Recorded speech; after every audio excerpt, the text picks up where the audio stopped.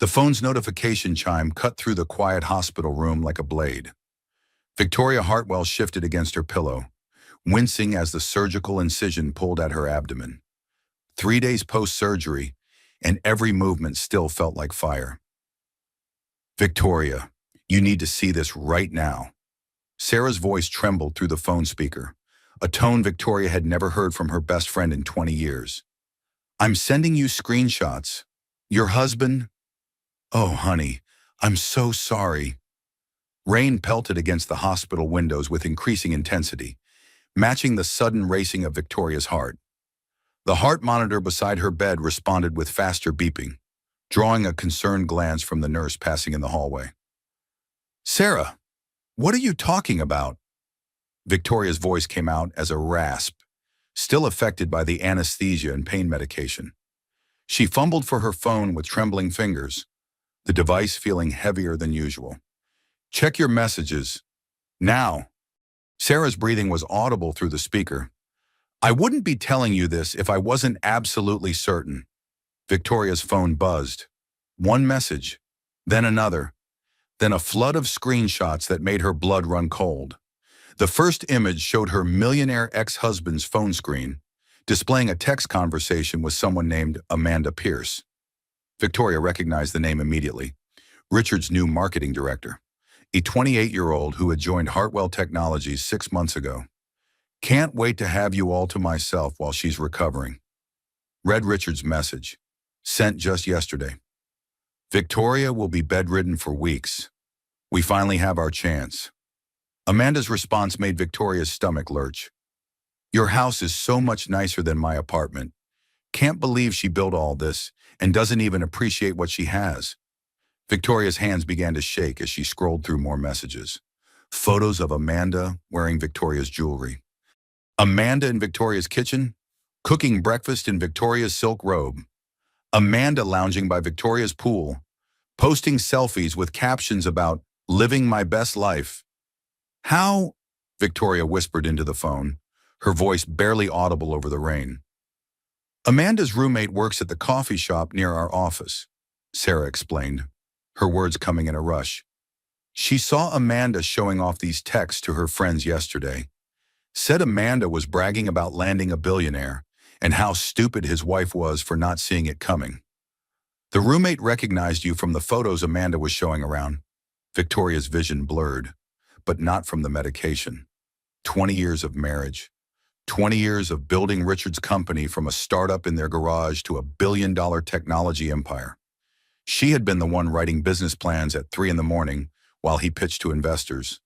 She had been the one managing finances when they could barely afford rent. She had been the one who suggested hiring more women in leadership positions, which is exactly how Amanda Pierce had entered their lives. The heart monitor's beeping accelerated further as Victoria processed the betrayal. During her most vulnerable moment, recovering from surgery that Richard had insisted she needed immediately, he was moving his young colleague into their home. Victoria, talk to me. Honey." Sarah's voice pulled her back to the present. "I need to see more," Victoria said, her voice gaining strength despite the tremor. "Everything you have. Are you sure some of these are pretty explicit? Show me." The next screenshots revealed the depth of Richard's deception. Messages about Victoria's surgery being convenient timing. Photos of Amanda trying on Victoria's clothes with commentary about how she obviously doesn't wear half this stuff anyway. Most crushing of all, Richard's message from this morning. "Victoria still thinks I'm in back-to-back meetings. She has no idea I've been coming home every night." Victoria's free hand clutched the hospital bedsheet as she absorbed the timeline. While she had been telling nurses how wonderful her husband was for visiting every day and bringing her flowers, he had been bringing Amanda Pierce into their bedroom every night. "There's more," Sarah said quietly. "Voice messages. Play them." Richard's familiar baritone filled the hospital room, but the words were foreign to the man Victoria thought she knew. "Amanda, the coast is clear. Victoria will be out for weeks. We can finally have our time together. Pack a bag and stay the whole week. She'll never know." Amanda's response was filled with giggles that made Victoria's skin crawl. "This is so exciting. I've never been with a billionaire before." Should I order groceries? I want to cook for you every night like a real girlfriend would. Victoria's throat constricted as she listened to her husband laugh at Amanda's words. You're already more of a wife to me than Victoria ever was. She's so focused on business, she forgot how to be a woman.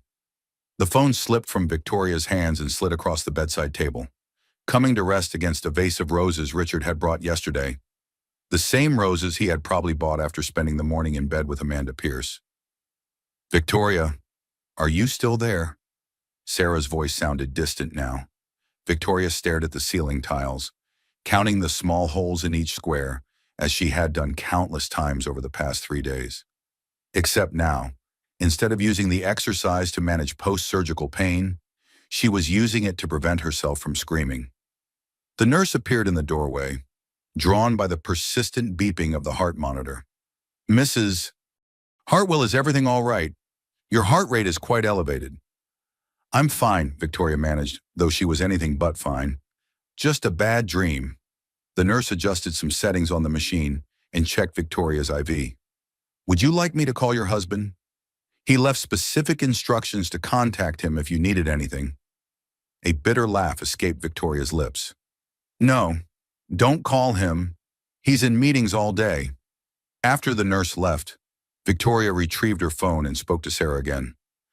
How many people know about this? Just me and Amanda's roommate so far. But honey, people are starting to talk. Amanda hasn't been subtle about her sudden lifestyle upgrade. Victoria closed her eyes and let the reality sink in. Her perfect life, her 20-year marriage to her millionaire ex-husband, her position as the respected wife of a successful CEO. All of it had been built on a foundation that was crumbling while she lay helpless in a hospital bed. But as the initial shock began to fade, something else emerged. Something harder and colder than the pain medication coursing through her veins.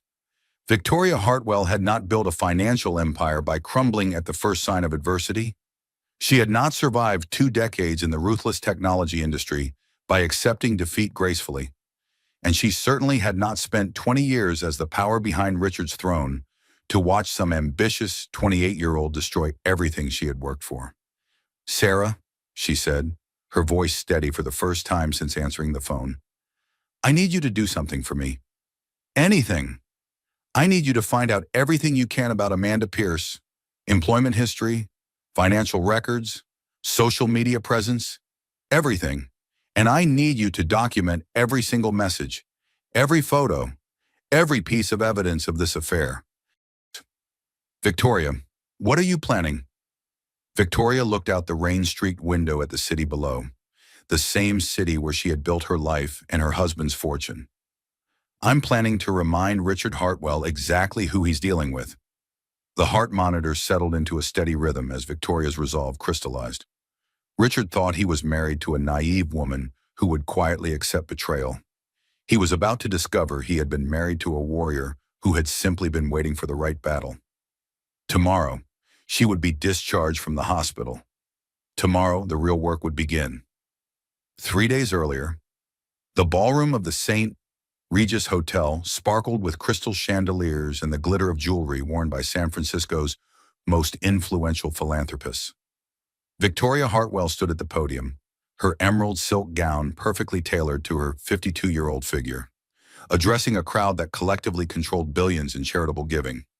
Ladies and gentlemen, tonight we're not just raising money for children's literacy programs, Victoria said, her voice carrying the confidence of someone who had spent decades in boardrooms. We're investing in the foundation of our society's future, and I'm proud to announce that my husband, Richard Hartwell, CEO of Hartwell Technologies, has committed to matching every donation made tonight, dollar for dollar. Applause filled the ballroom as Richard joined her on stage, his commanding presence immediately drawing attention. At 55, he still cut an impressive figure in his custom tuxedo, his silver hair adding distinguished authority to his deep blue eyes. My wife understates our commitment, Richard said, taking the microphone with the ease of someone accustomed to public speaking. Let me be clear. Hartwell Technologies believes that education is the greatest equalizer in our society. Tonight, we're doubling your impact. Victoria beamed with pride as she watched her husband work the crowd.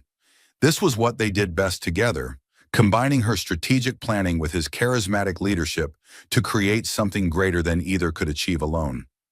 The charity auction she had organized would raise over $50 million for literacy programs across California. As the evening progressed, Victoria circulated through the crowd, her financial background allowing her to speak knowledgeably with donors about tax advantages and long-term giving strategies. She had learned early in their marriage that being Richard's wife required more than looking beautiful at events. It required being a true partner in building their empire. "Mrs. Hartwell, you've outdone yourself," said Margaret Chen, president of the Pacific Foundation. "This auction format you designed is revolutionary. We should discuss implementing it for other causes." "I'd love to explore that," Victoria replied, mentally noting another potential business opportunity. She had always been the strategic mind behind Richard's public success, though she preferred to let him take center stage. From across the room, Victoria spotted Amanda Pierce laughing with a group of young professionals near the bar. The new marketing director looked stunning in a red dress that Victoria suspected cost more than Amanda's monthly salary, and she was holding court with an animated story that had everyone hanging on her words. "She's quite something, isn't she?" said David Morrison, Hartwell Technologies' chief financial officer, following Victoria's gaze. "Richard says she's brought fresh energy to our marketing campaigns." "She certainly knows how to make an impression," Victoria observed, watching as Amanda threw her head back in laughter, her blonde hair catching the light. There was something almost performative about the young woman's movements, as if she was constantly aware of being watched. Richard appeared at Victoria's side, placing his hand on the small of her back in a gesture that once would have made her heart flutter. "The auction just reached $47 million, he announced. "Your planning made this possible." Victoria turned to smile at her husband, but noticed his eyes drift toward Amanda's group. It lasted only a second, but Victoria's business instincts had been honed by years of reading people's subtle tells during negotiations. "Richard, are you listening?" Victoria asked. "Of course," he replied, but his attention snapped back to her with a slightly guilty expression of someone caught wool-gathering. "I was just thinking about the logistics of distributing these funds efficiently." Victoria chose to believe him, as she had chosen to believe many small inconsistencies over recent months. Richard working late more frequently, phone calls he took privately in his study, credit card charges she didn't recognize when reviewing their monthly statements. The auction continued with Victoria serving as the unofficial coordinator, ensuring smooth transitions between lots and keeping energy high among bidders. She watched Richard work the room, noting how he seemed particularly animated when speaking with younger female donors and board members. "Ladies and gentlemen, our final lot this evening," the auctioneer announced. "A week at the Hartwell family estate in Napa Valley, including private wine tastings and access to the most exclusive vineyards in the region." Victoria had suggested donating their vacation home for the week, knowing it would generate significant bidding. As the price climbed toward $200,000, she felt the satisfaction of a plan executed perfectly. Sold to Mrs. Patricia Hamilton for $250,000. The auctioneer's gavel fell to thunderous applause. The evening concluded with Victoria accepting congratulations from dozens of attendees who praised both her organizational skills and the event's remarkable success. As she and Richard rode home in their car, she felt the deep satisfaction of work well done. $53 million, Richard said, loosening his tie. "You orchestrated something incredible tonight." "Victoria, we make a good team," she replied, settling back in the leather seat. Though I noticed Amanda seemed to be enjoying herself. She was quite popular with the younger crowd. "Amanda's networking abilities are exactly why I hired her," Richard said. "She understands how to connect with demographics we've struggled to reach." Victoria nodded, though something in his tone felt rehearsed, as if he had prepared this response for a question he anticipated. "She certainly has confidence." "Confidence is exactly what our marketing department needed," Richard continued. "She's brought innovative approaches to our campaigns. In fact, I'm considering expanding her role." The conversation felt strangely formal for a married couple discussing a colleague, but Victoria dismissed her unease. Richard had always been focused on business, even during private moments. It was one of the traits that had made him successful, and, if she was honest, one of the things that sometimes made their marriage feel more like a partnership than a romance.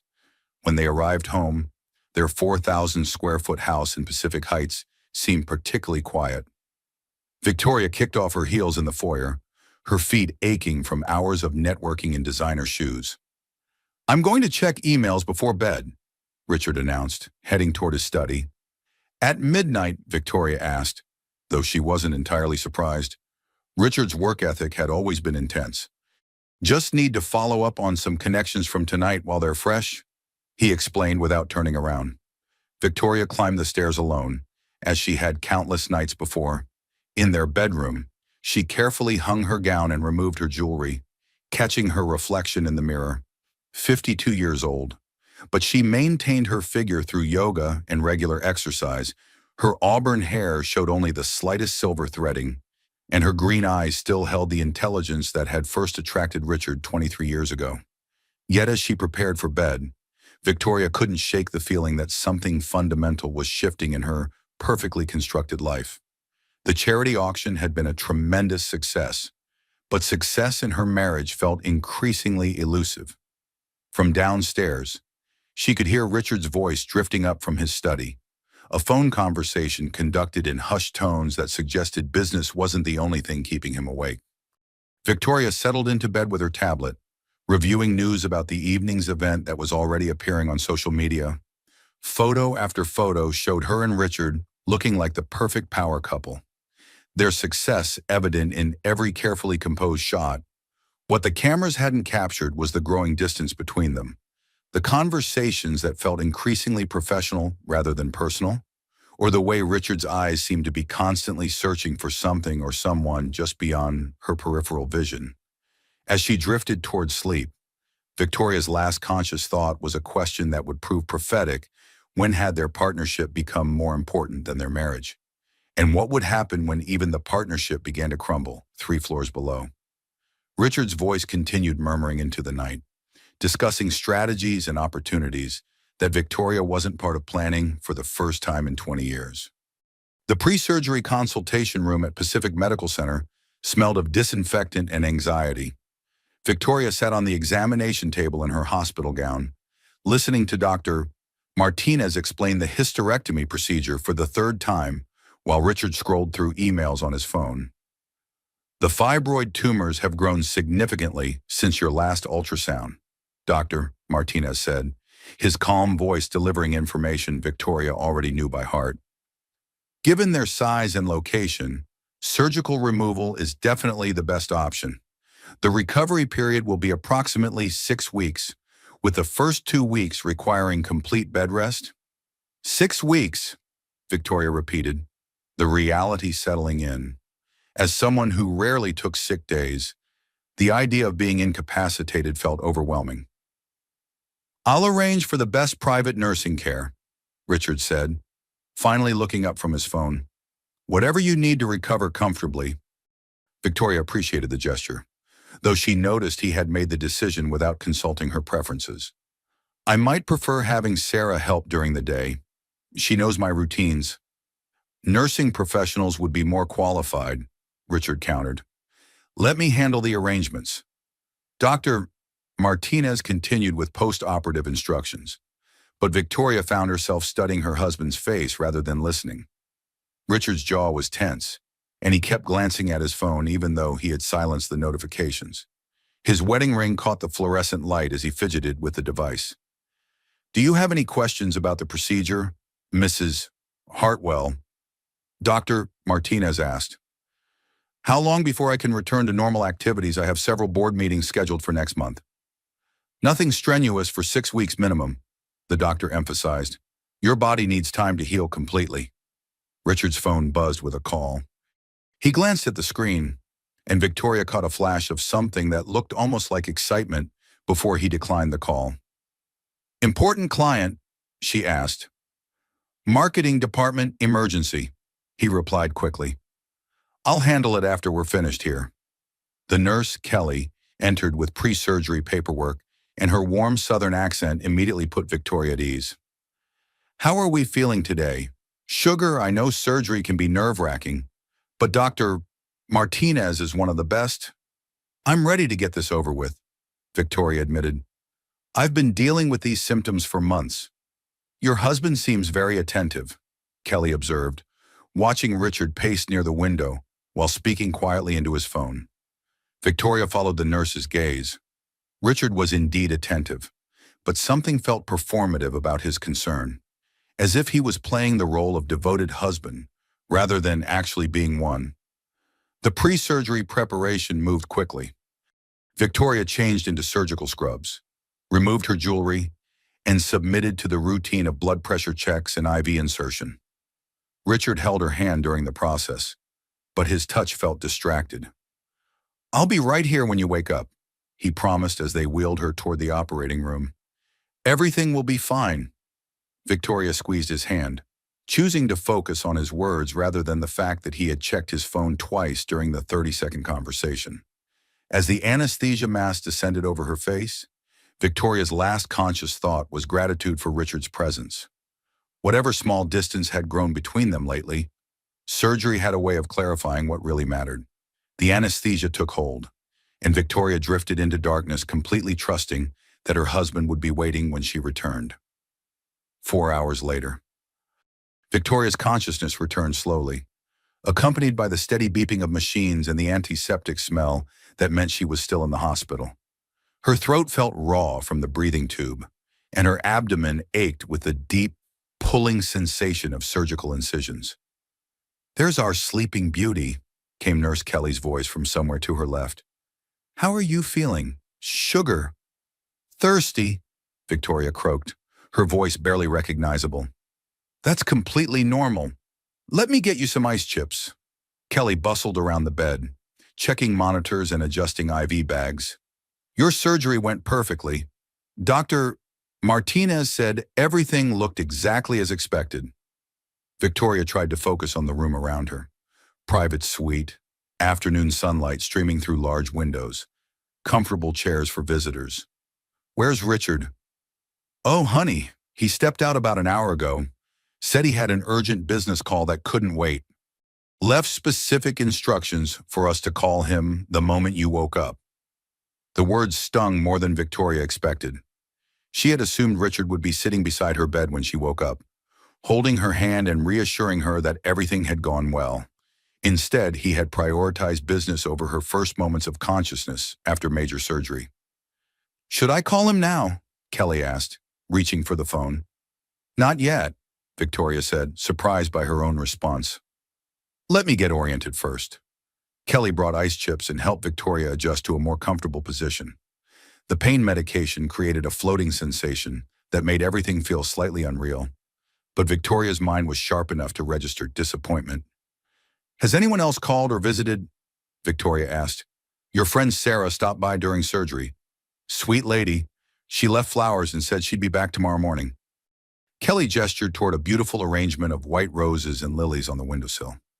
Victoria felt a rush of affection for Sarah, who had taken time from her own busy schedule to show support during surgery, while Victoria's husband conducted business calls in the hallway. When Richard finally returned 2 hours later, he carried coffee and wore the slightly frazzled expression of someone who had been managing multiple crises.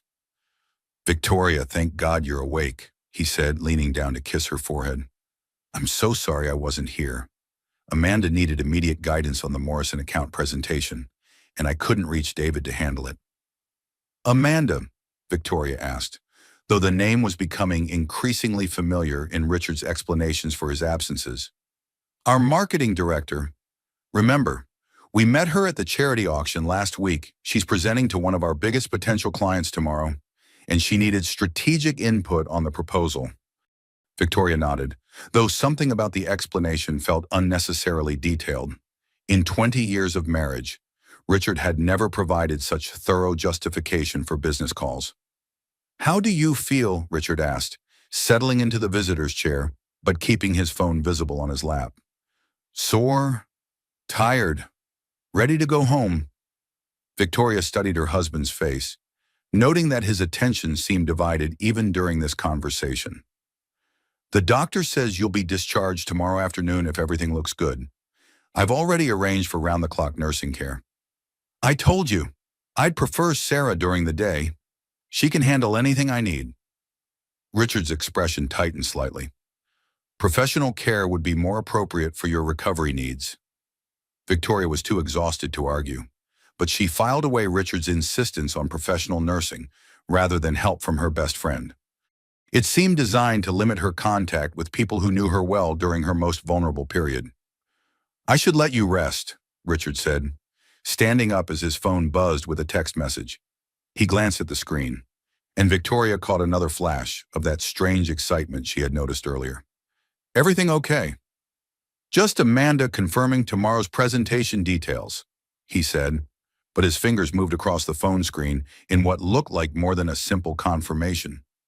After Richard left, Victoria lay in the gathering darkness, listening to the sounds of the hospital around her. Footsteps in hallways, quiet conversations at the nurse's station, the distant chime of elevators. She tried to convince herself that Richard's behavior was normal stress response to his wife's surgery, combined with genuine business pressures. Amanda Pierce was new to the company and naturally required more guidance than experienced employees.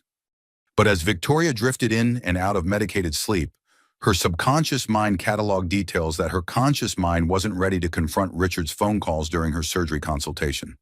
His absence during her post-operative awakening, his detailed explanations about Amanda's needs, and his insistence on professional nursing care that would limit Victoria's contact with friends. The foundation of their 20-year marriage had developed cracks that Victoria wasn't yet ready to acknowledge, but the evidence was mounting whether she chose to see it or not. Outside her hospital window, the city lights twinkled like stars, and Victoria fell asleep, trusting that tomorrow would bring clarity and comfort from the man who had promised to love her in sickness and in health. She had no way of knowing that at that very moment. Richard was sitting in his car in the hospital parking garage, sending text messages that would eventually destroy everything she believed about their life together. The morning sun filtered through Victoria's hospital room windows as she attempted to eat breakfast with hands that still trembled slightly from anesthesia. Her phone, which had been charging on the bedside table overnight, suddenly came alive with a notification that would change everything. One new voicemail, Richard, 11:47 p.m. Victoria frowned at the timestamp.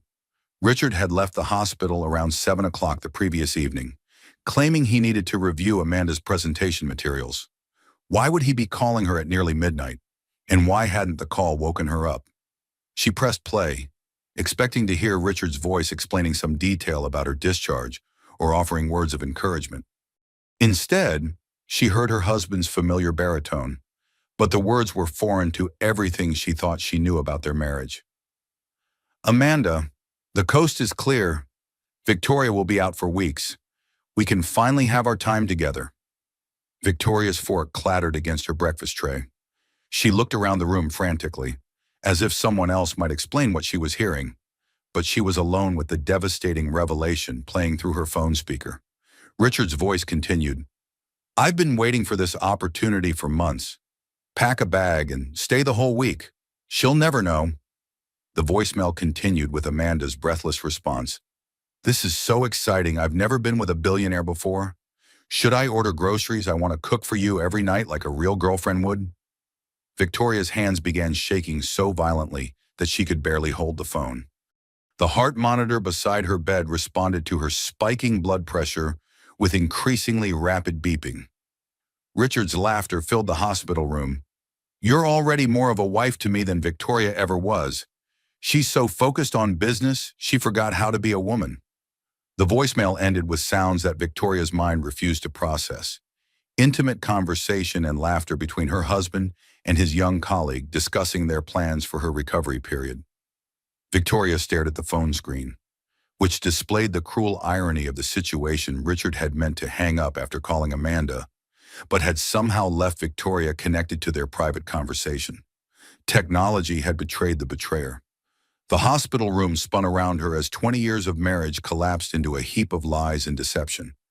Every business trip, every late meeting, Every explanation about Amanda's need for guidance, all of it recontextualized by the raw honesty of a conversation Richard never intended her to hear. Nurse Kelly appeared in the doorway, drawn by the persistent beeping of Victoria's monitors. "Mrs. Hartwell, what's wrong? Sugar, you look like you've seen a ghost." Victoria couldn't speak. She could only point at her phone, which Kelly gently took from her trembling hands. "Oh, honey," Kelly said after listening to enough of the voicemail to understand the situation. "I'm so sorry. Do you want me to call someone for you?" "Sarah," Victoria whispered. "Call Sarah Chen. Her number should be in my contacts." Kelly made the call while Victoria focused on breathing exercises she had learned in yoga class, trying to prevent herself from hyperventilating. The betrayal felt physical, a sharp pain in her chest that competed with her surgical recovery for attention. "She's on her way," Kelly reported. "Should be here in 20 minutes. Meanwhile, let me get you something to help with the shock." Victoria shook her head. "I need to think clearly. I need to understand what I just heard." She replayed the voicemail 3 more times, each listen revealing new layers of deception. Amanda referring to Richard as her billionaire. Richard's casual dismissal of their 20-year marriage. The easy familiarity between them that suggested this affair had been developing for months, not days. Most crushing was Richard's assessment that Victoria had forgotten how to be a woman. The woman who had built his company's financial infrastructure while raising his profile in San Francisco society. The woman who had sacrificed her own career ambitions to support his dreams. The woman who was currently recovering from surgery while he moved his girlfriend into their bedroom. Sarah burst through the hospital door 25 minutes later, still in her pajamas under a hastily thrown-on coat. "Victoria, what happened?" Kelly said there was an emergency. Victoria handed over her phone without a word. She watched Sarah's face transform from concern to horror to rage as the voicemail played. "That son of a bitch," Sarah whispered when it ended. "Victoria, I'm so sorry." "How long?" Victoria asked. "How long do you think this has been going on?" Sarah sat on the edge of the hospital bed, choosing her words carefully. "Honey, I've been worried about changes in Richard's behavior for months. The way he talks about Amanda, how often her name comes up in conversation, how he's suddenly an expert on marketing strategies he's never cared about before." Victoria felt her world tilting off its axis. "You knew. I suspected something wasn't right," Sarah clarified. "But I hoped I was wrong. I hoped it was just a midlife crisis or work stress. I never imagined it had gone this far. He's moving her into our house while I'm recovering from surgery," Victoria said, the words feeling surreal as she spoke them. "They're using my illness as an opportunity to play house." Sarah's jaw tightened with anger Victoria had rarely seen from her usually diplomatic friend. "What do you want to do?" Victoria stared out the hospital window at the city below, the same view that had seemed so peaceful the night before. "I want to know everything. I want to know how long this has been going on, how serious it is, and what Richard is planning." "I can help with that," Sarah said firmly. "But first, you need to take care of yourself. You just had major surgery." "I feel like I'm having another kind of surgery," Victoria replied. "The kind where someone cuts away everything you thought was true about your life." Sarah squeezed Victoria's hand. "We'll get through this together. But honey, you need to be prepared for this to get worse before it gets better." Victoria nodded, though she couldn't imagine how the situation could possibly get worse than discovering her husband's affair through an accidental voicemail while recovering from surgery. She was about to find out.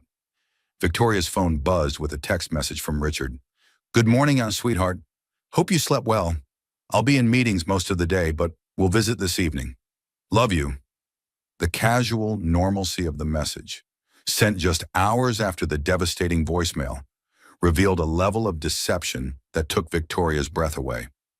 Richard was living a double life with such ease that he could seamlessly transition between planning an affair and sending loving messages to his wife. "What kind of man does this?" Victoria asked Sarah. "The kind who's been taking you for granted so long, he forgot you're a person with feelings?" Sarah replied, The kind who thinks he's entitled to whatever he wants.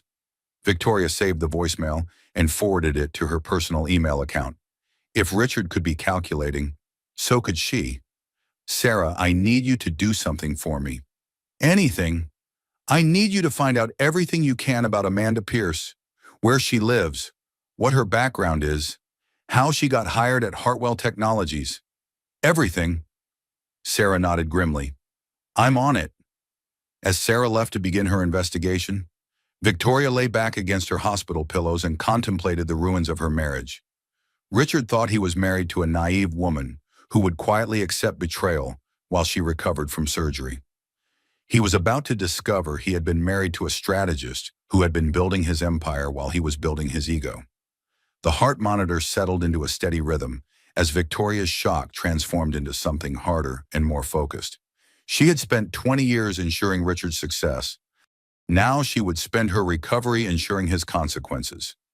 Sarah returned to Victoria's hospital room at 3 o'clock that afternoon, carrying a laptop bag and wearing the grimly determined expression of someone who had spent 6 hours uncovering unpleasant truths. How much do you want to know? Sarah asked, settling into the visitor's chair and opening her laptop. Everything, Victoria replied, though her stomach clenched with anticipation. I need to understand what I'm dealing with. Sarah's fingers flew across the keyboard. I started with basic background research on Amanda Pierce, 28 years old, originally from Denver, moved to San Francisco 8 months ago, before Hartwell Technologies. She worked for 3 different marketing firms in 4 years. That's a lot of job changes, Victoria observed. It gets worse. I called my friend Lisa, who works in HR at Zentech, Amanda's previous employer. Apparently, Amanda left under questionable circumstances involving inappropriate relationships with married executives. Victoria's heart sank as the pattern became clear. She has a history of this. According to Lisa, Amanda specifically targets older, successful men in positions of power. She's strategic about it. Sarah pulled up a social media profile. Look at her Instagram from 9 months ago versus now. The transformation was startling. 9 months ago, Amanda's photos showed a young woman in modest clothing, posting about job interviews and apartment hunting. Recent photos revealed designer clothes, expensive jewelry, and restaurants Victoria recognized as Richard's favorite spots. She's documenting her relationship with my husband on social media, Victoria said, the betrayal feeling fresh with each new revelation. It gets worse, Sarah warned, pulling up credit card statements. I accessed your joint account records online.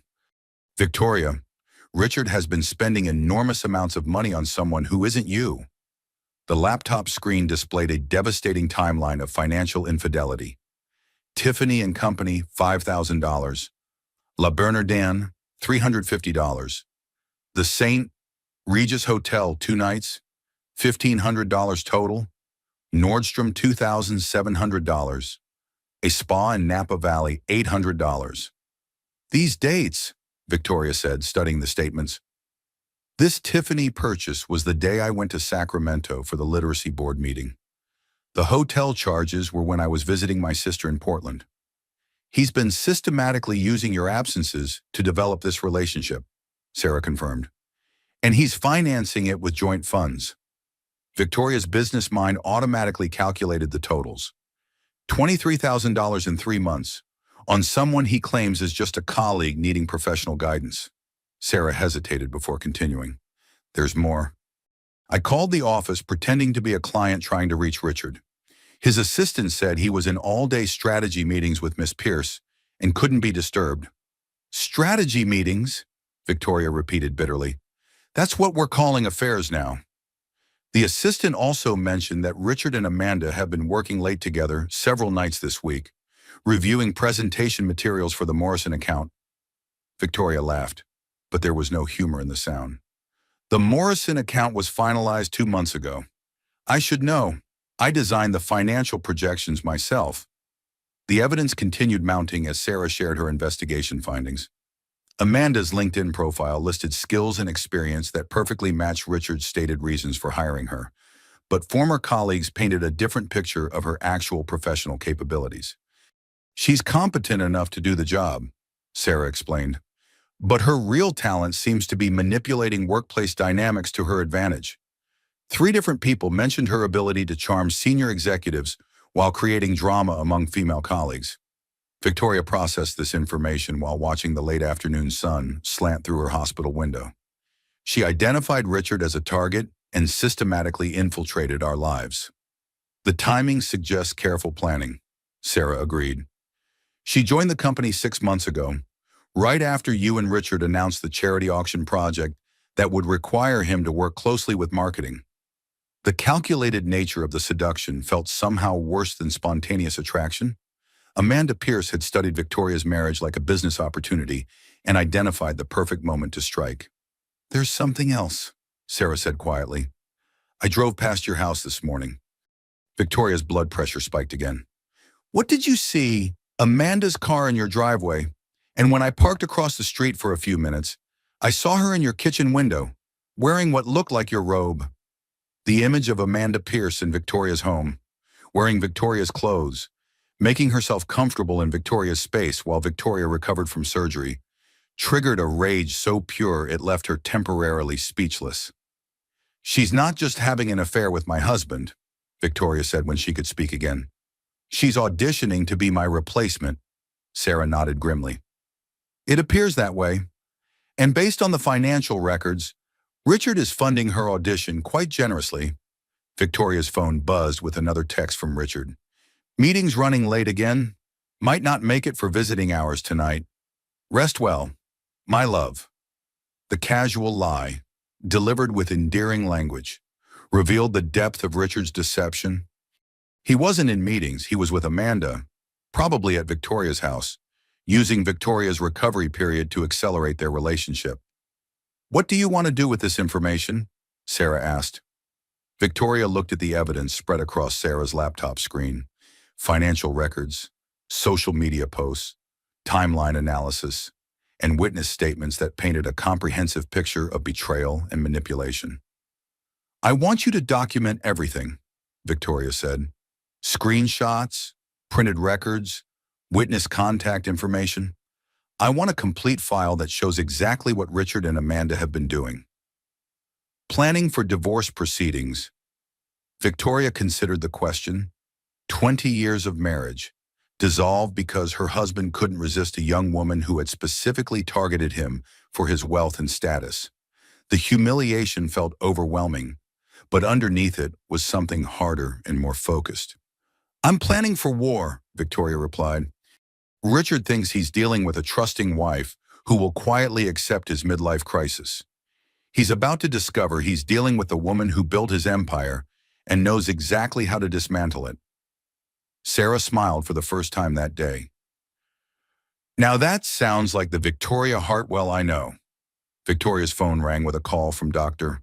Martinez's office, confirming her discharge for the following morning. Tomorrow, she would return to the house where her husband was playing out his fantasy of domestic bliss with his young girlfriend. But Richard and Amanda had made a crucial miscalculation. They thought Victoria was weak and helpless, recovering from surgery with no knowledge of their affair. They were about to face a woman who had spent 20 years learning to win in a ruthless business environment, armed with complete documentation of their betrayal and the motivation that came from having nothing left to lose. Victoria's recovery period was about to become Richard's reckoning period. Victoria's discharge from Pacific Medical Center proceeded with the efficiency of a military operation. Dr. Martinez reviewed her post-surgical care instructions. Nurse Kelly provided detailed recovery guidelines, and the hospital administration processed her paperwork while Sarah waited in the parking garage with the car. "Remember, sugar, no heavy lifting, no strenuous activity, and don't hesitate to call if you experience any unusual symptoms," Kelly said, giving Victoria a warm hug goodbye. "Take care of yourself." Victoria appreciated the genuine concern in Kelly's voice, though she suspected the next few days would test her recovery in ways the medical team hadn't anticipated. The drive home through San Francisco's afternoon traffic gave Victoria time to prepare mentally for confronting the evidence of her husband's betrayal in her own house. Sarah had offered to stay with her, But Victoria needed to process the situation privately before deciding her next moves. "Are you sure you want to go in alone?" Sarah asked as they pulled into the circular driveway of Victoria's Pacific Heights home. "I need to see it myself," Victoria replied, though her hands trembled slightly as she looked at the house where she had lived for 15 years. "If Amanda's belongings are there, I need to document everything. Call me if you need anything," Sarah said. "I'll be monitoring my phone all evening." Victoria used her key to enter through the front door, stepping into the marble foyer that had always felt welcoming, but now seemed like a crime scene. The house was quiet, with late afternoon sunlight streaming through the tall windows, casting long shadows across familiar furniture. Everything looked normal until Victoria climbed the stairs toward the master bedroom. On the nightstand where Victoria kept her reading glasses sat a bottle of expensive perfume she didn't recognize. In the bathroom, foreign skincare products lined the marble counter alongside Victoria's usual items. The shower contained shampoo and conditioner brands Victoria had never purchased. Most devastating was the walk-in closet, where Victoria discovered designer clothing in a size 6 hanging alongside her own size 8 garments. Amanda Pierce hadn't just moved into Victoria's house. She had moved into Victoria's life with the presumption of permanence. Victoria documented everything with her phone camera, creating a comprehensive record of Amanda's colonization of her personal space. Each photo felt like evidence in a trial she hadn't yet decided to conduct. The bedroom itself showed signs of recent occupancy by 2 people. The bed was made, but carelessly, with pillows arranged differently than Victoria's usual style. On Richard's nightstand sat a coffee mug Victoria didn't recognize, and a book about marketing strategies she was certain Richard had never shown interest in before. Victoria sat on the edge of her own bed, surrounded by evidence of Amanda's presence, and called the one person who could provide answers about the legal implications of what she was discovering. "Peterson, Miller and Associates. This is James Peterson," came the gravelly voice of the attorney who had handled Victoria and Richard's business contracts for over a decade. "James, it's Victoria Hartwell. I need to discuss a personal legal matter, and I need absolute confidentiality."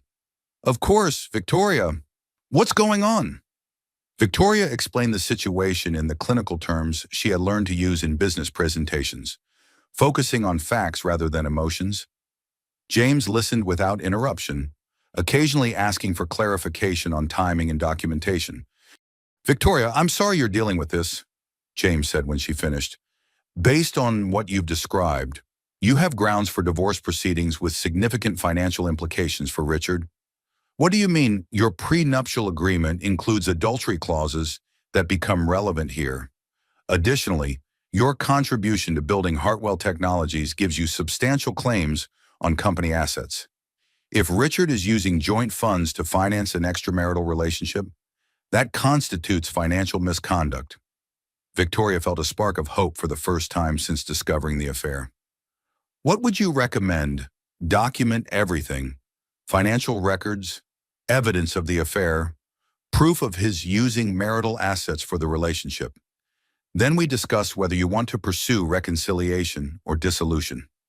"James, there's something else. I still have access to all company financial accounts. Richard never changed the passwords after I stepped back from day-to-day operations." James paused. "That's interesting. Legally, you're still authorized to access those accounts as a company officer and Richard's spouse. What are you thinking?" "I'm thinking Richard may have been misusing company resources as well as personal funds. If he's been charging personal expenses to business accounts, that could impact his position at the company." "That would be a serious corporate governance issue," James agreed. "Victoria, you built the financial infrastructure for that company. You know better than anyone how to trace questionable expenditures." After ending the call with James, Victoria sat in her violated bedroom and considered her options. She could confront Richard directly about the affair. She could file for divorce quietly and accept whatever settlement their prenuptial agreement provided. Or she could use her unique position as both betrayed wife and company insider to ensure Richard faced consequences for his choices. Victoria's phone rang with a call from Richard. "Hi, sweetheart. How are you feeling?" His voice carried the casual affection of someone without a care in the world. "I'm home," Victoria replied, resting comfortably. "Wonderful. I'm tied up in meetings until late tonight, but I should be home by 11. Did the nursing service I arranged show up?" Victoria looked around the bedroom filled with Amanda's belongings. "I decided I preferred privacy during my recovery. I sent them away." "Victoria, I really think professional care would be better for your healing process." "I'm managing fine on my own," she lied, recognizing his insistence on nursing care as another attempt to limit her independence during his affair. "If you're sure, I love you, and I'll see you tonight." Victoria hung up the phone and immediately called Sarah. "How bad is it?" Sarah asked without preamble. "Worse than we thought. She's moved in completely. There are clothes, personal items, skincare products. She's not just visiting, she's living here." "What do you want to do?" Victoria stood up from the bed and walked to the window overlooking her garden, where she had spent countless hours planning charity events and business strategies that had elevated Richard's career. "I want to set a trap," Victoria said. "Richard thinks I'm a naive wife recovering from surgery with no knowledge of his affair. I want him to come home tonight and discover exactly who he's been married to for 20 years.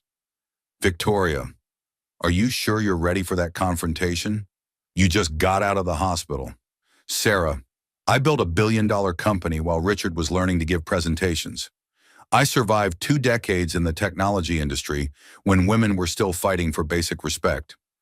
I'm not going to be destroyed by a cheating husband and his opportunistic girlfriend." Victoria's voice carried a steel that Sarah hadn't heard since their college days, when Victoria had talked her way into advanced finance courses despite lacking prerequisites. "What do you need me to do? Bring wine, good wine, and be prepared to stay late. Tonight. Richard Hartwell is going to learn the difference between the woman he married and the woman he created through 20 years of taking me for granted." Victoria ended the call and began preparing for the most important presentation of her life, the one where she would demonstrate to her millionaire ex-husband exactly what he was losing and exactly what it was going to cost him. Victoria spent the next 3 hours transforming her home into a stage for confrontation. Despite the post-surgical discomfort, she moved through each room with methodical precision, preparing evidence and setting the scene for Richard's return. In the study that Richard considered his private domain, Victoria accessed the company financial systems she had designed years earlier. Her fingers moved across the keyboard with muscle memory, navigating through accounts and transactions that told a story of systematic financial misconduct. The business credit card statements revealed the extent of Richard's misappropriation. The expensive jewelry, romantic dinners, and luxury hotel stays had all been charged to Hartwell Technologies accounts under vague business expense categories. "Strategic marketing consultation," Victoria read aloud, noting a $5,000 charge at Tiffany and Company. "Client relationship development," she continued, documenting the romantic dinner receipts. "Professional development seminar," she concluded, examining hotel charges for weekends when Victoria had been traveling for board meetings. Richard had been using company funds to finance his affair while claiming tax deductions for personal expenses. The financial irregularities constituted both marital betrayal and corporate embezzlement. Victoria compiled the evidence into comprehensive folders, both digital and printed. 20 years of building financial systems had taught her the importance of documentation that would withstand legal scrutiny. Sarah arrived at 7 o'clock carrying 2 bottles of expensive Napa Valley Cabernet and wearing the determined expression of someone prepared for battle. "How are you holding up?" Sarah asked, noting Victoria's pale complexion and the careful way she moved to protect her surgical incisions. "I'm running on anger and adrenaline," Victoria admitted. "Probably not the healthiest combination 3 days post-surgery, but it's what I have to work with." Sarah surveyed the dining room, where Victoria had arranged printed financial statements, photographs of Amanda's belongings in the bedroom, and copies of text messages in neat stacks. "This looks like a war room." "Because it is," Victoria replied. "Richard thinks he's coming home to his recovering wife who trusts him completely. Instead, he's walking into a presentation about his choices and their consequences." Victoria had changed from her hospital discharge clothes into a tailored black dress that conveyed both authority and mourning for their marriage. She had applied makeup to mask her post-surgical pallor and styled her hair with the same attention she gave to important business meetings. "You look formidable," Sarah observed. "I want Richard to see the woman he's losing, not the patient he's been deceiving." At 8:30, Victoria's phone buzzed with a text from Richard. "Meeting's running later than expected. Probably won't be home until midnight. Don't wait up." Victoria showed the message to Sarah. "He's with Amanda, probably at a restaurant I'll find on tomorrow's credit card statement. Are you going to confront him tonight or wait until tomorrow?" Victoria considered the question while sipping wine that dulled the edge of her physical pain but sharpened her emotional clarity. "Tonight. I want him to walk into this house thinking everything is normal and discover that his secret life isn't secret anymore." At 9 o'clock, Victoria called Richard. "Hi, sweetheart," he answered, background noise suggesting he was indeed at a restaurant. "How are you feeling?" "Much better, thank you." "Richard, I need you to come home tonight. There's something important we need to discuss." "Can it wait until tomorrow? I'm in the middle of crucial strategy discussions with the marketing team." "No, it can't wait. And Richard, bring Amanda with you. I'd like to meet the woman who's been so instrumental in our company's recent marketing success." Silence stretched across the phone connection. Victoria could hear Richard's breathing change as he processed the implications of her request. "Victoria, what are you talking about?" "I'm talking about the woman whose clothes are hanging in my closet and whose skincare products are on my bathroom counter. The woman you've been charging romantic dinners to company expense accounts? The woman you've been with while I recovered from surgery?" More silence, followed by Richard's voice pitched higher than usual. "Victoria, you're not thinking clearly. The medication from your surgery is probably affecting your judgment." "My judgment is perfectly clear. Come home. Richard, both of you. We have a lot to discuss." Victoria ended the call and turned to Sarah. "Game time." The next hour passed with agonizing slowness as Victoria and Sarah waited in the living room, surrounded by evidence of Richard's betrayal. Victoria's surgical pain competed with emotional devastation for her attention, but she remained focused on the confrontation ahead. At 10:45, headlights swept across the living room windows as Richard's car pulled into the driveway. Victoria heard two car doors slam and the sound of hushed, urgent conversation on the front porch. "Last chance to change your mind about this," Sarah said quietly. "I've never been more certain of anything in my life," Victoria replied. The sound of Richard's key in the front door lock seemed unnaturally loud in the quiet house. Victoria stood up slowly, mindful of her surgical limitations, but determined to face her husband from a position of strength. Richard entered first, his face showing the strain of someone who had spent an hour trying to construct explanations for the unexplainable. Behind him came Amanda Pierce, looking younger and more uncertain than Victoria had expected.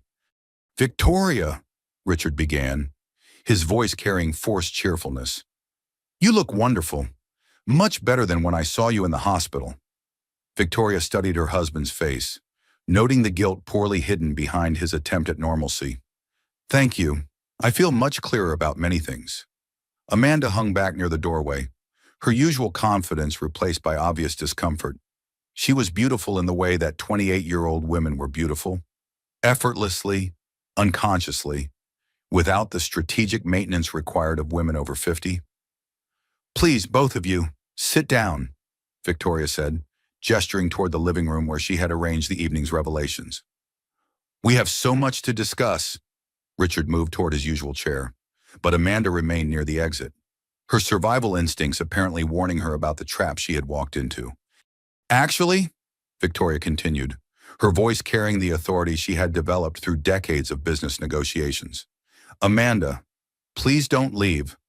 After all, you've been such an important part of our household lately. I think it's time we got properly acquainted." The battle lines were drawn. Richard's secret life was about to collide with Victoria's strategic mind, and the consequences would reshape all their futures. Victoria moved to the dining room table where she had arranged the evening's evidence with the same meticulous attention she had once given to board presentations. Sarah positioned herself near the kitchen, close enough to provide support, but far enough away to allow the confrontation to unfold naturally. "Richard, Amanda, please join me," Victoria said, her voice carrying the calm authority of someone who controlled the situation, despite appearing vulnerable in her post-surgical state. Richard approached the table warily, his eyes scanning the organized documents and photographs. Amanda followed reluctantly, her designer heels clicking against the marble floor with nervous energy. "Victoria, what is all this?" Richard asked, though his tone suggested he already knew. "This is 20 years of marriage," Victoria replied, placing her hand on the stack of financial statements. "And this is 3 months of betrayal." She gestured toward the evidence of Richard's affair. Amanda remained standing near the table's edge, ready to flee if necessary. "Mrs. Hartwell, I think there's been some misunderstanding." Victoria turned her attention to the young woman who had been sleeping in her bed. "Please, call me Victoria. After all, you've been living in my house, wearing my jewelry, and fucking my husband. We're well past formalities." The crude language, delivered in Victoria's refined accent, had the impact of a slap. Amanda's face flushed red, while Richard's jaw tightened with anger. "Victoria, there's no need for this kind of hostility," Richard said. "We can discuss this situation like civilized adults." "Civilized adults," Victoria repeated. "Like the civilized adult who moved his girlfriend into our bedroom while his wife recovered from surgery, or the civilized adult who used company funds to purchase jewelry for his mistress?" Victoria opened the first folder and spread financial documents across the table. Tiffany and Company, $5,000, charged to Hartwell Technologies' marketing budget. La Bernardin, $350, listed as a client dinner on the same night I was in Sacramento for the literacy board meeting. Richard's face paled as he recognized the detailed financial analysis. "Victoria, you don't understand the context of these expenses?" "Oh, I understand perfectly. I designed these accounting systems. Remember, I know exactly how to trace every transaction and identify patterns of financial misconduct." Victoria turned to Amanda, who was staring at the evidence with growing alarm. "Amanda, did you know that Richard has been using company credit cards to pay for your gifts and romantic dinners that makes you an accessory to corporate embezzlement?" "I didn't know," Amanda stammered. "Richard said those were legitimate business expenses." "Interesting," Victoria mused. "So Richard told you that a $5,000 tennis bracelet was a business expense. What kind of business were you conducting? Exactly." Richard stepped forward, his voice rising with desperation.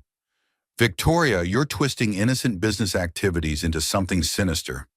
Amanda is a valuable employee, and I was investing in her professional development." "Professional development," Victoria repeated, opening another folder. "Is that what we're calling it?" She produced printouts of text messages and voicemails, including the devastating accidental recording that had first revealed the affair. "Should I play Richard's voicemail, where he tells you the coast is clear because I'll be bedridden for weeks? Or would you prefer to read the text where you discuss wearing my jewelry and cooking in my kitchen?" Amanda's composure cracked completely. "Richard, you said she never looked at those accounts. You said she wouldn't notice." "Amanda, please don't say anything else," Richard warned, but the damage was done. Victoria smiled coldly. "So you knew about the financial irregularities. You knew Richard was stealing from his own company to fund your relationship." "I never thought of it as stealing," Amanda protested. "Richard is the CEO. He can spend company money however he wants." "Actually, he can't," Victoria corrected. "Hartwell Technologies is a publicly traded company with fiduciary responsibilities to shareholders. Misappropriating corporate funds for personal use is a felony." Richard ran his hands through his hair, his usual commanding presence reduced to desperate damage control. "Victoria, let's discuss this privately. Amanda doesn't need to be involved in our marital issues." "Our marital issues?" Victoria's voice carried 20 years of suppressed resentment. "Richard, Our marital issues began the moment you decided a 28-year-old was more appealing than the woman who built your empire. Victoria stood up slowly, mindful of her surgical limitations, but determined to maintain her authority. But our business issues are what's going to destroy you, because I have documentation of every misappropriated expense, every fraudulent business charge, and every piece of evidence that shows you've been embezzling company funds. Amanda looked between Victoria and Richard with growing panic. What does that mean for me? It means you're complicit in corporate fraud, Victoria explained matter-of-factly.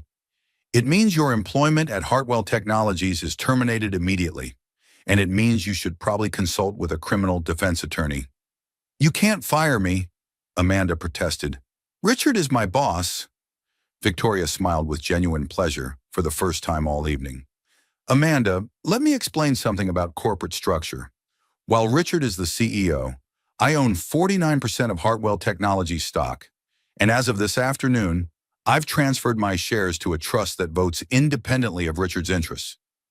Richard's face went white. Victoria, what have you done? I've protected my investment, Victoria replied. The same investment I've been building for 20 years while you've been taking credit for my work.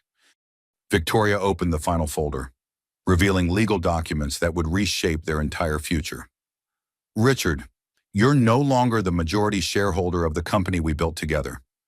The board of directors will be very interested in these financial irregularities, and I suspect they'll want new leadership. The magnitude of Victoria's strategic planning became clear as Richard processed the implications. She hadn't just discovered his affair, she had systematically dismantled his power structure while he was distracted by his young girlfriend. You can't do this, Richard said, but his voice lacked conviction. I already have, Victoria replied.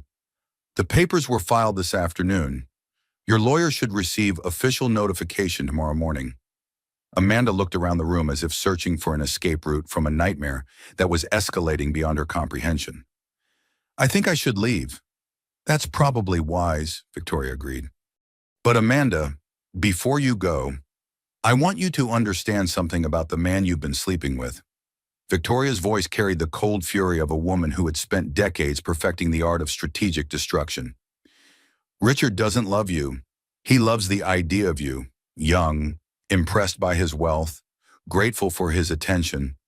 But when the novelty wears off, he'll replace you just as easily as he tried to replace me. Amanda's face crumpled as the truth of Victoria's words sank in. She grabbed her purse and headed for the door without another word. Richard started to follow her, but Victoria's voice stopped him. Let her go. Richard, you and I aren't finished. The sound of Amanda's car speeding away marked the end of the affair and the beginning of Richard's reckoning with the woman he had underestimated for 20 years. The house fell silent except for the ticking of the grandfather clock in the foyer as Amanda's taillights disappeared into the San Francisco night. Richard stood frozen near the dining room table, surrounded by evidence of his betrayal and the wreckage of his carefully constructed double life. Victoria remained seated, conserving her energy for the conversation that would determine the terms of their future. Sarah quietly refilled Victoria's wine glass and retreated to the kitchen, providing privacy while remaining close enough to intervene if necessary. Victoria, Richard began, his voice stripped of its usual commanding authority.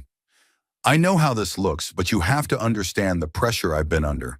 The company demands, the board expectations, the constant stress of maintaining our position in the industry. Victoria studied her husband's face, noting how quickly he had pivoted from denial to rationalization. So your solution to stress was to embezzle company funds to finance an affair with a woman young enough to be our daughter? It wasn't embezzlement, Richard protested, though his voice lacked conviction. Those were legitimate business expenses related to employee development and client relations. Victoria opened her laptop and turned the screen toward Richard. This spreadsheet shows every charge you made to company accounts for personal expenses over the past 6 months, restaurants where you never conducted business meetings, jewelry stores that don't sell corporate gifts, hotels where no business conferences were held. Richard leaned forward to examine the data, his face showing recognition of Victoria's analytical thoroughness. She had always been the detail-oriented partner in their relationship, the one who caught mistakes and identified patterns others missed. The total is $47,000, Victoria continued, charged to various Hartwell Technologies accounts, categorized as business expenses and claimed as tax deductions. That's fraud. Richard, multiple felonies. Good. The board doesn't need to know about this, Richard said, desperation creeping into his voice. We can handle this privately, between us. I'll repay the money, restructure the accounts, make it right. Victoria laughed, but there was no humor in the sound. Richard, the board already knows. I called an emergency meeting for tomorrow morning. As a major shareholder and company co-founder, I have the right to present concerns about financial irregularities. Richard's composure finally cracked completely. Victoria, you're destroying everything we built together. 20 years of work, gone because of your jealousy over a meaningless affair. Meaningless! Victoria's voice carried 20 years of suppressed anger. You moved her into our bedroom while I recovered from surgery. You used our money to buy her jewelry. You told her she was more of a wife to you than I ever was. Which part of that was meaningless? Richard began pacing, his agitation evident in every gesture. Amanda was a mistake, a midlife crisis, temporary insanity, whatever you want to call it, but destroying the company we built together is permanent. We didn't build it together, Victoria corrected. I built the financial infrastructure while you learned to give presentations. I designed the systems while you schmooze with investors. I handled the details while you took credit for the vision. Victoria stood up slowly, her surgical pain competing with emotional exhaustion, but her resolve remaining absolute. For 20 years, I've been the power behind your throne. Richard, the woman who made your success possible while you convinced yourself you were the genius. That's not true, Richard protested. We were partners in everything. Partners don't lie to each other for months while conducting affairs. Partners don't use joint funds to finance betrayal.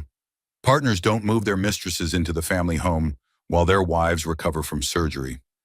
Victoria moved to the window overlooking the garden, where she had hosted countless business dinners and charity events that had elevated Richard's profile in San Francisco society. I gave you everything. Richard, my career ambitions, my financial expertise, my social connections, my fertility years, everything. Victoria, please. Richard's voice broke slightly. We can work through this. We can go to counseling, rebuild trust, start over. Victoria turned to face the man she had loved for over 2 decades, seeing clearly for the first time who he had become. Richard, do you love me? The question hung in the air as Richard struggled to formulate an answer that might save his marriage and his company. Of course I love you, he finally said, but the words felt rehearsed. Do you love me, or do you love what I can do for you? Victoria pressed. Do you love the woman who builds your financial models and manages your social calendar? Or do you love me? Richard's inability to answer immediately told Victoria everything she needed to know about their marriage. Here's what's going to happen, Victoria said, her voice carrying the finality of someone who had made irrevocable decisions. Tomorrow morning, the board will review evidence of your financial misconduct. They'll likely demand your resignation to avoid criminal prosecution and protect the company's reputation. Victoria, no. You can't do this to us. I'm not doing this to us. Richard, you did this to us the moment you decided Amanda Pierce was worth destroying our marriage for? Victoria returned to the dining room table and gathered the evidence folders with methodical precision. The divorce papers will be filed within the week. Given the adultery documentation and financial misconduct, your legal position is quite weak. What do you want? Richard asked, his voice barely above a whisper. I want the 50% of the company that I earned by building it from nothing. I want the house that I decorated and maintained while you traveled. I want the retirement accounts that I funded while managing our investments. And I want my dignity back. Richard sank into a chair, the weight of his choices finally becoming clear. Victoria, please, we can work something out, some kind of compromise. Victoria looked at her husband and felt the strange relief that came with clarity after years of confusion. Richard, for 20 years I compromised. I compromised my career for yours. I compromised my independence for our partnership. I compromised my dreams for your success. She paused, letting the words settle between them. I'm done compromising with a man who thinks so little of me that he conducts an affair while I'm recovering from surgery. The grandfather clock chimed midnight as Victoria prepared to deliver the final blow to the marriage that had defined her adult life. Richard, you have a choice. You can resign from Hartwell Technologies voluntarily and accept a reasonable divorce settlement, or you can force me to present the full evidence of your misconduct to the board, the shareholders, and if necessary, the district attorney. Richard's head dropped into his hands as he realized the scope of Victoria's strategic planning. While he had been playing house with Amanda Pierce, Victoria had been building a case that would dismantle everything he had taken for granted. How long have you known, he asked quietly. About Amanda, 4 days. About your total lack of respect for me, much longer than I care to admit. Victoria gathered her folders and turned toward the stairs, ready to end the longest day of her life. Richard, I'll be staying in the guest room while you decide how you want to handle this situation. But understand that my offer of voluntary resignation expires at 9 a.m. tomorrow. As Victoria climbed the stairs, leaving Richard alone with the wreckage of his choices, she felt the strange combination of devastation and liberation that marked the end of one life and the beginning of another. Behind her, Richard sat in the dining room surrounded by evidence of his betrayal, finally understanding that he had lost far more than a marriage. He had lost the only woman who had ever truly believed in his potential and worked tirelessly to make it reality. The emergency board meeting of Hartwell Technologies convened at 9 a.m. sharp in the company's executive conference room. Victoria arrived early, dressed in a navy blue business suit that projected both authority and respectability.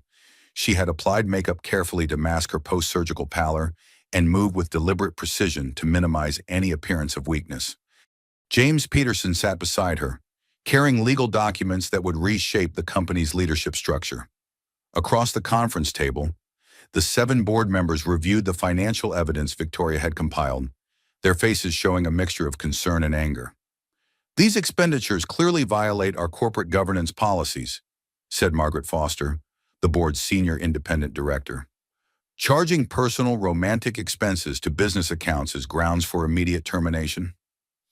David Morrison, the CFO who had worked closely with both Victoria and Richard for over a decade, spoke with obvious reluctance. The pattern of misappropriation is undeniable.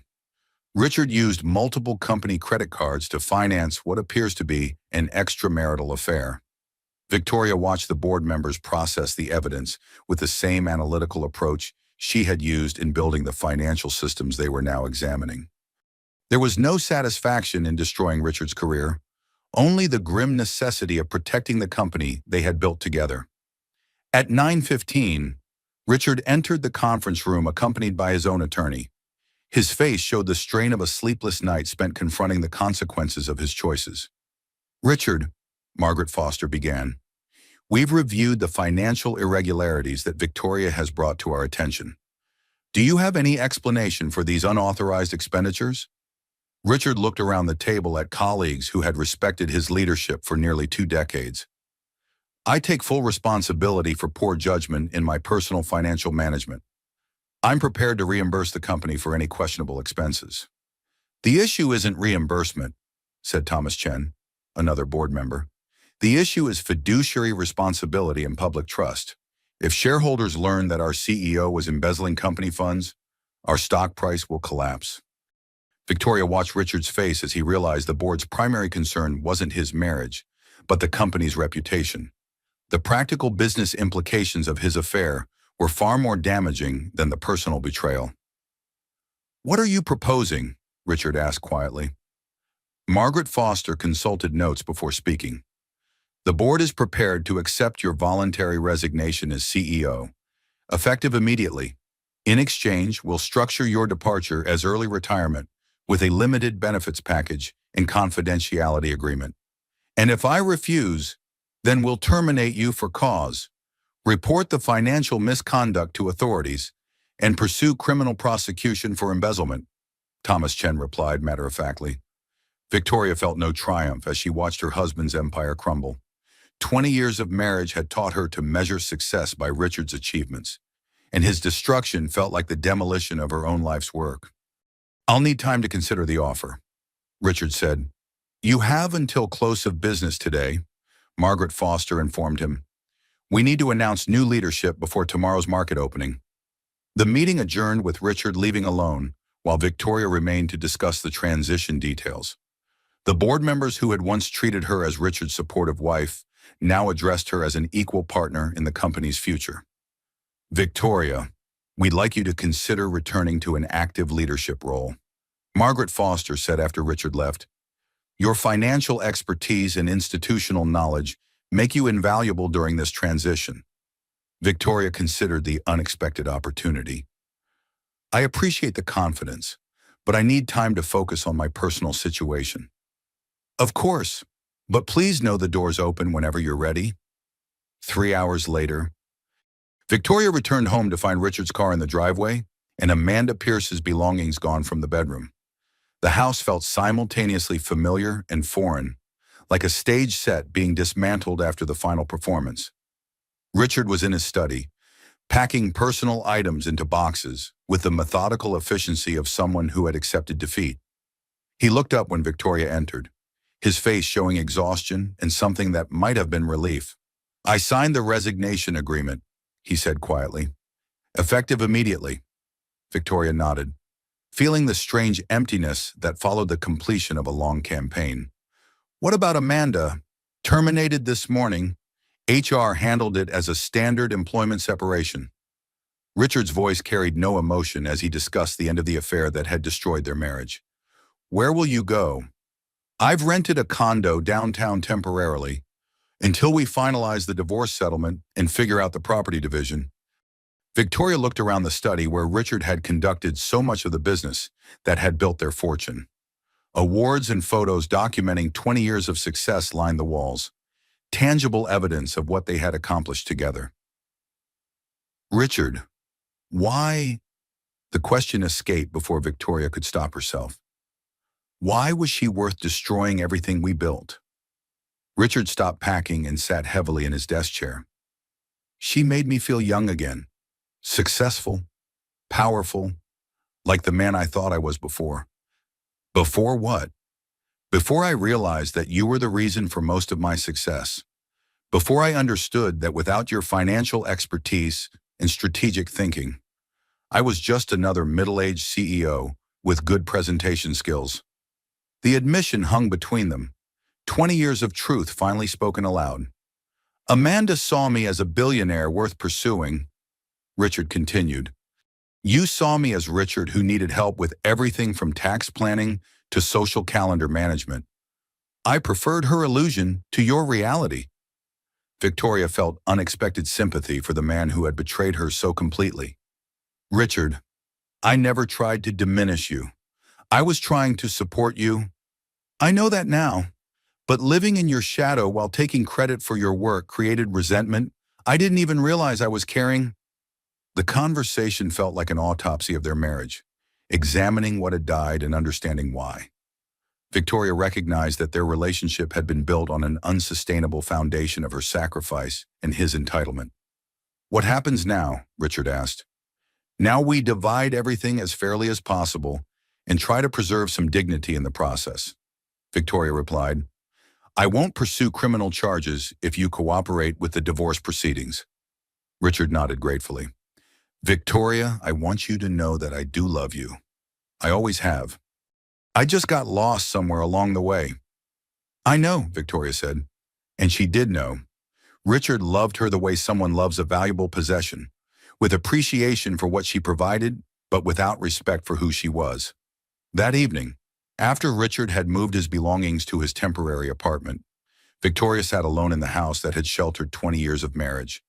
The silence felt profound after months of tension and deception. Sarah arrived with Thai food and wine, prepared to help Victoria process the day's events. "How do you feel?" Sarah asked as they settled in the living room, where the confrontation had occurred just 24 hours earlier. Empty, Victoria admitted. Like I've been holding my breath for 20 years, and finally exhaled. Any regrets about how you handled things? Victoria considered the question while reviewing the day's accomplishments. Richard's resignation, Amanda's termination, the board's offer of renewed leadership, the beginning of divorce proceedings that would secure her financial future.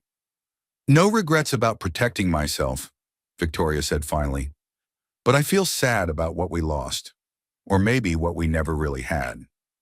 Over the following weeks, Victoria's life settled into a new rhythm of healing, both physically from surgery and emotionally from divorce. The legal proceedings moved smoothly, with Richard's compromised position ensuring Victoria received everything she had requested. James Peterson handled the negotiations with efficiency that bordered on surgical precision. Richard's attorneys know they have no leverage, he explained during one meeting. The financial misconduct evidence makes fighting any of your demands legally impossible. The final divorce settlement awarded Victoria $50 million, half ownership of Hartwell Technologies, the Pacific Heights house, and most of their joint investment portfolio. Richard retained enough assets to maintain his lifestyle, but his days as a billionaire CEO were definitively over. 6 months later, Victoria stood in her new penthouse apartment overlooking San Francisco Bay, watching the sunrise paint the water golden orange. The space felt like a fresh beginning, modern, efficient, designed for a woman who no longer needed to accommodate anyone else's preferences. The morning news played softly in the background, reporting on Hartwell Technologies' successful transition under new leadership. Victoria had accepted the board's offer to serve as chief financial officer, returning to active management of the company she had helped build. The transformation has been remarkable. Margaret Foster had told a technology industry magazine, Victoria Hartwell's return to leadership has strengthened our strategic focus and financial performance beyond all projections. Victoria's phone rang with a call from Sarah, who had become even closer during the months of divorce proceedings and professional transition. Good morning, CFO Hartwell, Sarah said cheerfully. Ready for another day of running the technology world? I'm ready for another day of being myself, Victoria replied, appreciating how accurately Sarah understood her new perspective. Any word from Richard lately? His attorney called yesterday. The divorce will be finalized next week. Victoria felt no particular emotion about the milestone. The marriage had ended months ago in the dining room confrontation. The legal documentation was merely administrative cleanup. How does it feel to be officially single again after 23 years? Victoria considered the question while watching boats navigate the bay below her apartment. Like waking up from a dream I didn't realize I was having.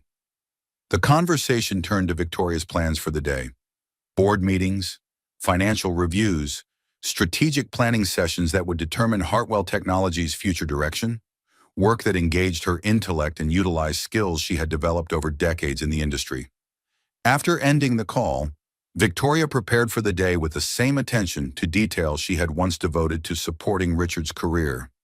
The difference was that now she was building something for herself rather than enabling someone else's success. At Hartwell Technologies, Victoria's presence had transformed the company culture in ways that surprised even longtime employees.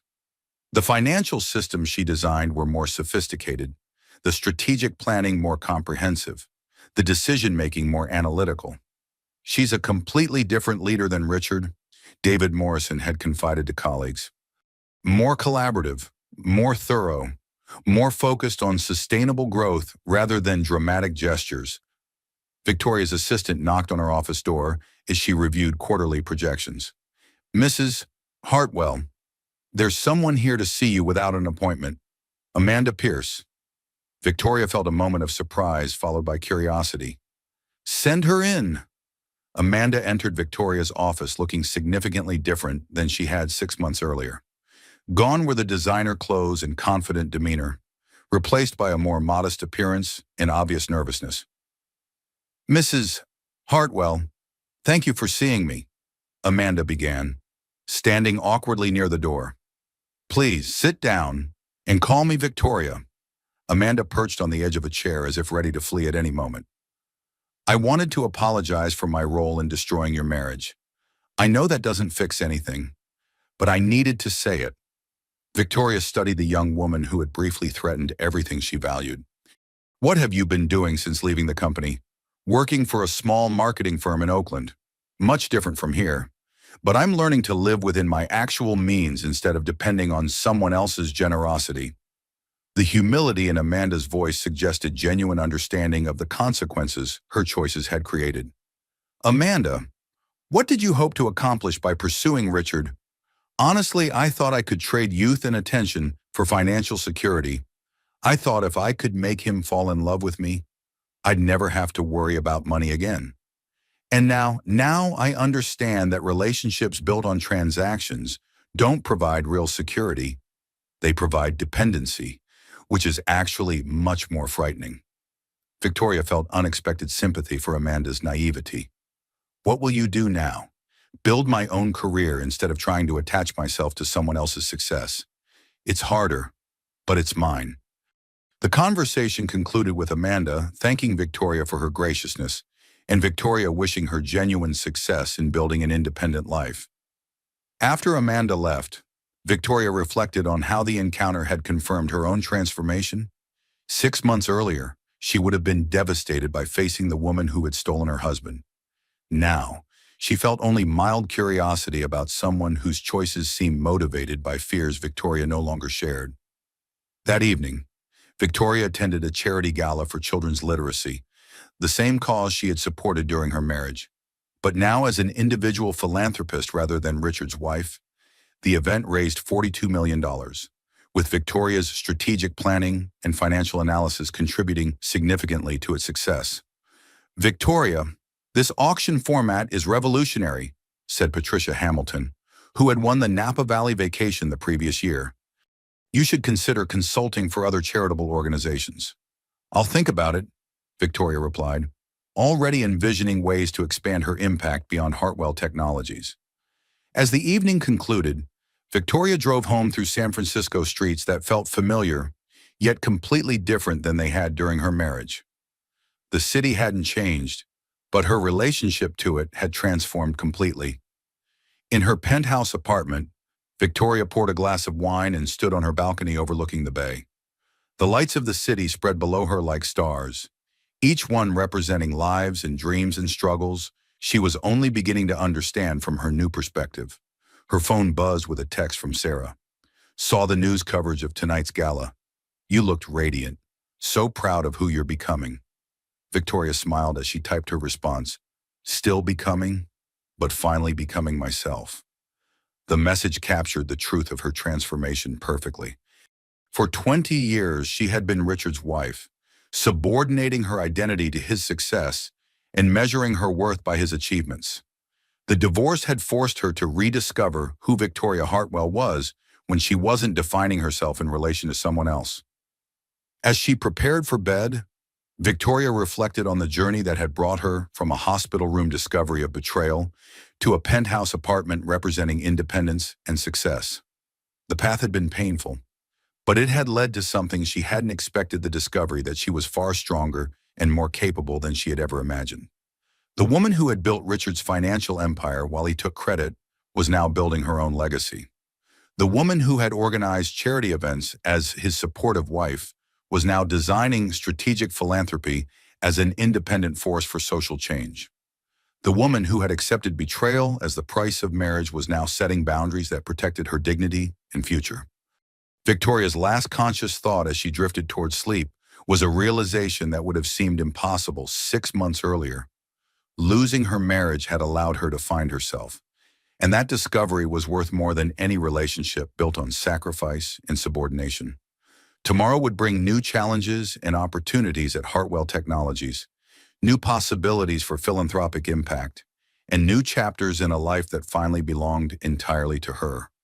For the first time in 20 years, Victoria Hartwell was exactly where she was supposed to be.